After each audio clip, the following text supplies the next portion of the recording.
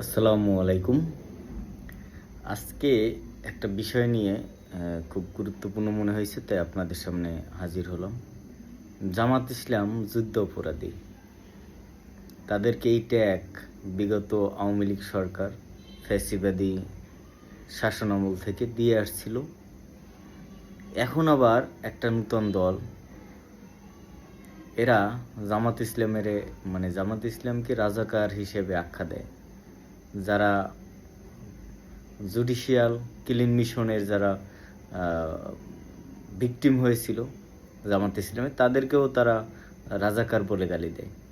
আমি একটা জিনিস বুঝলাম না, জামাত ইসলামের লোকজন যদি রাজাকার হয়, আচ্ছা ঠিক আছে, রাজাকার, তাদের বিচার হবে, তারা সব খারাপ, বুঝলাম।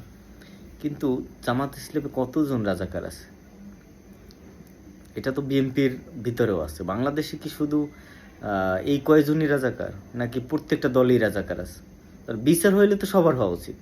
শুধু জামাত ইসলামের উপরে এভাবে অত্যাচার, জামাত ইসলামের উপরে একটা ব্লেম, এটা আসলে এখন এই যুগের আমরা যারা আছি, যারা 1971 সাল দেখি নাই, আমাদের 90-এর পরে জন্ম, এরা আসলে এই যে রাজাকার রাজাকার খেলাটা আসলে আমাদের এখন আর এটা নিয়ে এখন আর আমাদের ইন্টারেস্টেড না।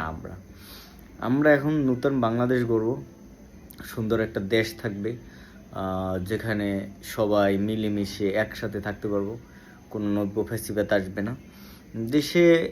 51-52 বছর যাই যাক, এই সময়ের ভিতরে ওই চ্যাপ্টার এখন আর নাই। এই রাজাকার রাজাকার খেলা, যুদ্ধ অপরাধী, এই সে, এগুলো এখন আর মানুষ গ্রহণ করবে না। আমরাও কেউ গ্রহণ করব না, ইনশাল্লাহ। আমরা চাই দেশে যারা যোগ্য নেতা, যোগ্য যাদের নেতৃত্ব, এরা ক্ষমতায় আসুক, বাংলাদেশটা এরা চালাক, ইনশাল্লাহ।